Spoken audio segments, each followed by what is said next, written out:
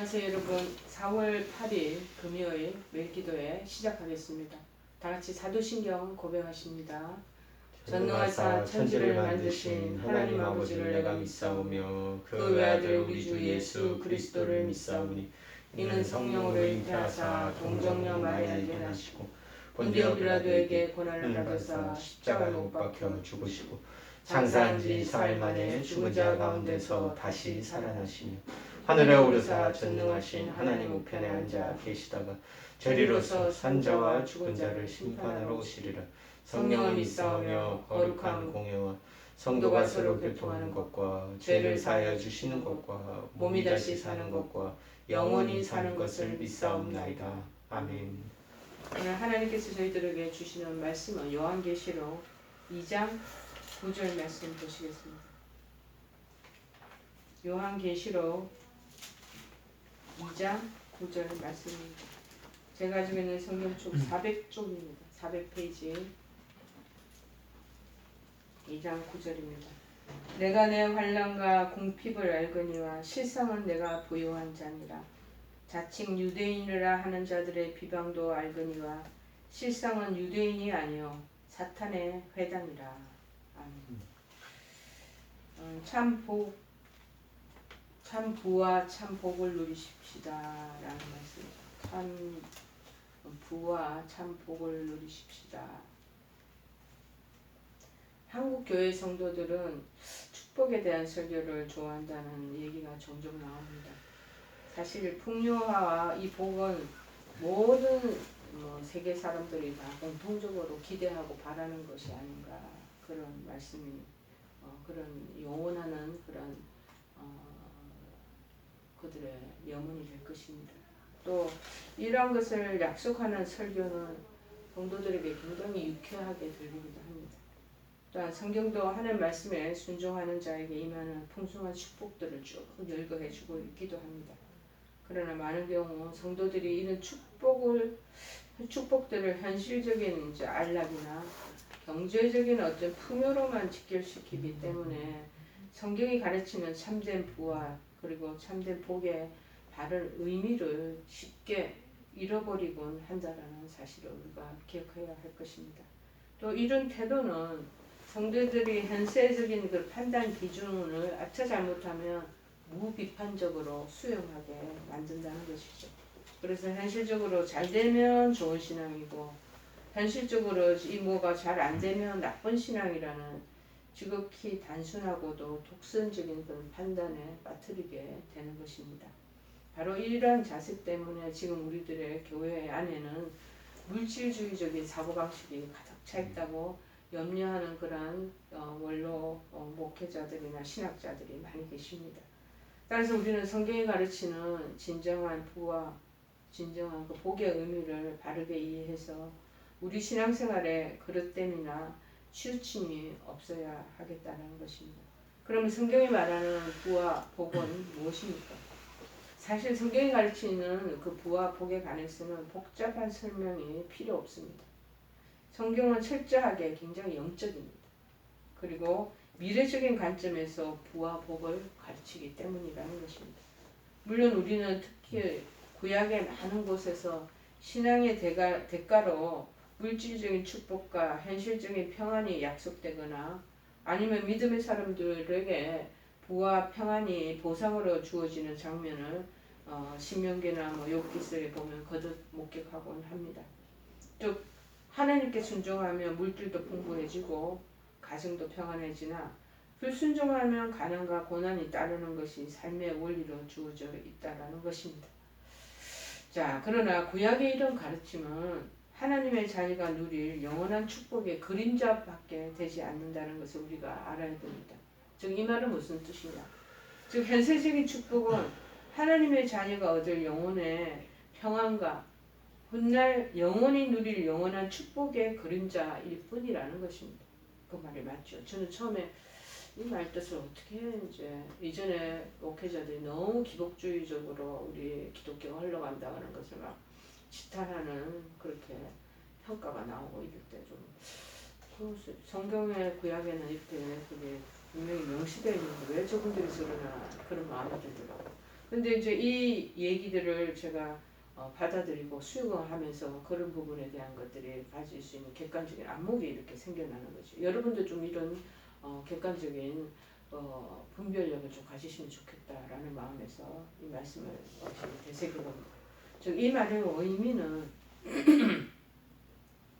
현재적인 축복은 하나님의 자녀가 우리가 하나님 자녀잖아요. 장차 얻을 그 영혼의 평안과 훗날의 영혼이 누릴 천상의 축복을 바라보게 하는 어떤 그림자라는 여기서 잠깐 맛보는 것은 일부밖에 안 된다는 거죠. 미래에는 더 정말 풍성한 것을 비춰주는 그림자일 뿐 실체는 아니라는 거예요. 자, 그래서 장차의 축복을 증거해주는 역할만 하였다라는 말. 그러면은 얘가 이제 초대교회 때 죽음을 불사하고 정말 신앙을 핍박을 받으면서 지키랬던 그리고 목숨 가지고 생명까지 기꺼이 내어놓으려 했던 그분들의 그 신앙적인 그 중심을 분명히 이해할 수가 있을 것입니다. 아브라함을 한번 보실까요? 그는 장차 주어질 영원한 성을 바라보았기 때문에 장막에 거하면서도 영적으로 풍요한 삶을 살 수가 있었다는 것이죠. 히브리서 11장 9절 10절에 이에 근거한 내용이 나옵니다.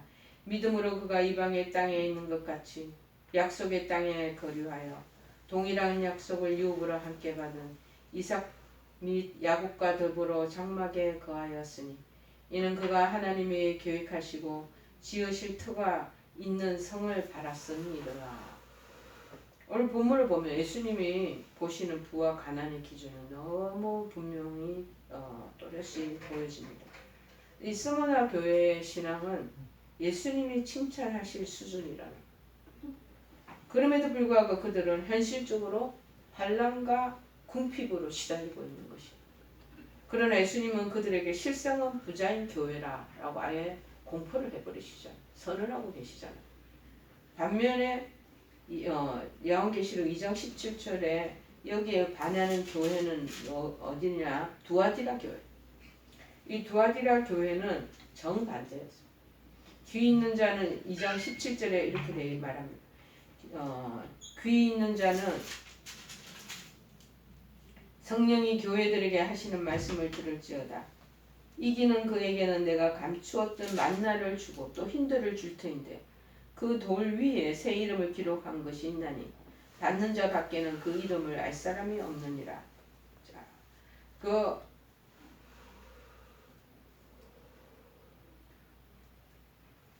무엇을 얘기하는 것입니까? 이기는 그 사람에게는 하나님의 낙원에 있는 말씀이에요. 이기는 것이 중요하다. 이기는 그에게는 나중에 보면은 하나님의 낙원에 있는 생명나무의 열매를 주어서 먹게 하리라. 그 내용도 또 같이 곁들여서 나오게 됩니다. 자, 이것을 볼 때 믿음의 정도와 현실의 그 축복이 꼭 이꼴이라 일치하는 것을 일치하는 것이 아님을 알게 되는 것입니다. 물론 하나님의 뜻을 쫓고 성령을 따라서 사는 자들에게는 특별히 그의 고난이 그 자신과 이웃의 구원에 필요한 것이 아닌 이상에는 일반적으로는 부유와 평강 등의 귀한 축복이 따를 것입니다. 그러나 동시에 하나님이 우리에게 주시려는 복은 잠시 동안에 이 세상에서 누리다가 썩어질 그 복이 아니라 오직 세상 끝날 온전히 계시되는 천국에서의 절대 영원한 그 복이라는 것입니다. 그리고 현실에서는 그 영혼의 그것이 그 영혼의 복, 현실에서는 그것을 말하는. 따라서 하나님은 성도의 영원한 구원, 즉 그와 그의 이웃이 영원한 복락을 누리게 되는데 필요하다면 현실에서는 혹독한 시련, 심지어 환난 속에서 죽게 하실 수도 있다라는 것입니다. 즉 궁극적으로는 성경이 가르치는 부와 성경이 말하는 복은 훗날 천국에서 온전히 실현될 그 복락을 믿는 믿음 속에서 누리는 영혼의 축복이 된다는 것입니다. 자, 그러면 우리가 조금 우리 인생을 살아가다가 보면은 이해 못할 그런 부분들이 참 많이 바닥들이게 되는 것인데 그때 이 부분에 대한 거가 충분히 이해가 되는지. 어떨 때는 저희 병원에서도 고대하는 병원에서도 열심히 전도하고 믿음의 길을 잘 지켜나갔던 의사 선생님이 계시는데 그 의사 선생님이 젊은 날에 28이라는 그 젊은 날에 군의관으로 가셨다가 거기서 갑자기 죽음을 맞이고 지금 천국에 가 계신단 말이죠. 그때 많은 사람들이 고개를 갸웃하고 지금 믿음을 가지고 그렇게 열심히 신앙을 전도도 해나고 그랬던 분이 왜 이렇게 주 하나님을 일찍 데려가셨나. 그러면서 거기에 대한 뭐 연구한 장수의 축복도 누려야 되고 이렇게 믿음 생활 잘하면 그렇게 해야 되는데 그렇지 못한 거에 대한 우리가 의아심이 좀 올라올 때가 있죠. 그런데 이 부분에 대한 것들을 좀 이렇게 설명해주는 해석해주는 그런 좋은 그런 비추임이 되지 않겠나 그런 마음이 듭니다. 그래서 우리가 알아야 될 것이 뭐냐. 부와 복에 대해서 양극단의 오류는 버려야 한다는 것입니다. 부와 복에 대해서 오늘 우리는 안팎에서 도전해오는 두 가지 그릇된 생각을 바르게 분별하면서 바라봐야겠습니다. 하나는 현실적인 축복, 이과 좋은 신앙을 일치시키려는 자꾸 생각을 갖는 거. 요거를 좀 우리가 내려놔야 되겠다. 다른 하나는 뭐냐. 반대로 그럼 예수님은 부자보다 가난한 자를 더 좋게 보셨다라는 식으로 현실적인 풍요와 부 그 자체를 제약시하는 편향적인 생각을 또 갖는 거. 이것도 좀 조심해서 내려놔야 된다는 것입니다. 먼저 이미 우리가 살펴본 것처럼 물질적인 축복과 좋은 신앙은 항상 일치하는 것은 아님을 알아야 한다는 것입니다. 물론 좋은 신앙에는 현실적인 축복이 따르기도 할 것입니다. 그러나 그것만을 고집하게 되면 우리는 고난과 가난 속에 있는 상황을 얘기하면서 그가 형통했다고 말하게 되는 것입니다. 다른 한편 예수님이 부자보다도 가난한 자를 더 좋게 보셨다는 식의 생각도 크게 잘못된 생각이는 것은 성경은 결코 가난을 찬양하지 않습니다. 따라서 성경이 가난의 미덕과 부의 악덕을 말한다고 여기는 일부 잘못된 가르침을 우리는 또 그것도 경계해야 합니다. 물론 예수님은 부에 대해서 탐욕스러운 집착을 가진 것, 그거를 강하게 반대하신 거죠. 그러나 예수님은 동시에 부자들이 회개하고 그리고 그들이 그 부를 선하게 활용하는 것은 굉장히 기뻐하셨어요. 대표적인 인물로 누구를 들 수 있어요? 삭개오를 들 수 있지 않겠습니까? 삭개오가 그 당시에 엄청나게 일반 서민보다 부를 축적한 그런 세리쟁이였습니다. 세리 남의 돈을 헐뜯어서 자기 것을 곳간에 그러한 창고에 소유를 막 쌓아놨던 사람인지라 그래서 많은 사람들에게 지탄을 받은 것이죠. 근데 주님이 그 부분에 대한 것을 회개하고 선영하는 부분을 굉장히 칭찬하시는 것이 보인다는 거죠. 그래서 나중에 그들과 어울리고 그들을 또 돕기도 하시는 내용이 마가복음에 나오기도 합니다. 예수님은 이 부와 가난의 기준이 우리가 보는 우리의 단편적인 세상의 기준을 보는 것이 아니고 굉장히 영적이고 미래적으로 항상 보셨어요. 여러분 부자의 그 밑에서 떨어지는 그 부스러기 식량 음식을 먹고 했던 갑자기 이름이 생각이 안 나네. 부자 나사로의 그 천국에서의 상황이 완전히 반대 상황으로 나 있는 것을 볼 수가 있잖아요. 그러니 우리가 생각하는 것은 이 부자가 돈에 대한 재물에 대한 욕심과 그 집착에 대한 것을 지금 강하게 예수님이 말씀하시고 어필하시는 것이지 그 부자 자체에 대해서는 그렇게 그 부분을 책망하는 거 아니라는 거죠. 그러나 가난한 자를 돌아보지도 않고 어려운 형편에 있는 사람들에게 구제하지 않고 그 모으는 자기 개인적인 그 집착에 쌓여있는 그 부분을 현란하게 비판하셨다는 것을 우리가 기억해야 됩니다. 따라서 정말 하나님께 대해 영적으로 부유한가 그 사람이 가난한가 그 부자가 그것이 예수님의 가장 깊은 관심사였다는 것을 우리가 생각합니다. 그래서 부와 복에 대해서 양극단적인 그런 생각을 내려놔야 된다는 것. 세 번째는 뭐냐. 가난한 심령을 가진 영적 부자가 되어서 참 복을 누리는 것은 어떤가. 라우디아 교회는 현실적으로는 굉장히 부자래요. 교회가 굉장히 예산도 탄탄하고 그리고 아주 덕망 있는 교회로 그 지역에는 많이 알려져 있는 교회였던 것 같습니다. 그런데 거기에 심령이 그 모여있는 교회의 심령이 자만가 아무래도 부유하고 이런 사람들이 좀 자만심이 많아요. 그런데 또 돈을 더 물질을 축적하기 위해서 오늘도 보니까 아침에 뉴스에 잠깐 보니까 정말 고위 당직 정치 정계에 있는 사람들이 다 주택을 형성한 거 그거를 막 이제 이전에는 한 27%였다면 국무총리가 한번 그 부분에 대한 공직자로서의 겸허한 마음으로 그거를 다 매각하시오 하는 적이 한 1년 반 전에 있었습니다. 그때 다 매각했던 분은 많이 이제 내려놨는데 그래도 여전히 14% 정도가 다주택 집을 서너 채를 다 가지고 있다는 것으로 이제 얘기가 나오더라고요. 철저하게 우리 그 사람들의 심령이 자만과 탐욕으로 끝없이 부자들은 또 더 부를 축적하게 더 욕심을 부리고 더 인색하게 하고 하는 부분들을 말하는 거죠. 따라서 예수님 눈에 그들은 철저하게 가난하고 비참한 자들을 부자와 나사로 얘기를 우리가 한번 단적으로 생각해 보시면 좋겠습니다. 예수님께서 비유로 말씀하신 어리석은 부자 얘기가 바로 누가복음 12장에 나오는 그 내용입니다.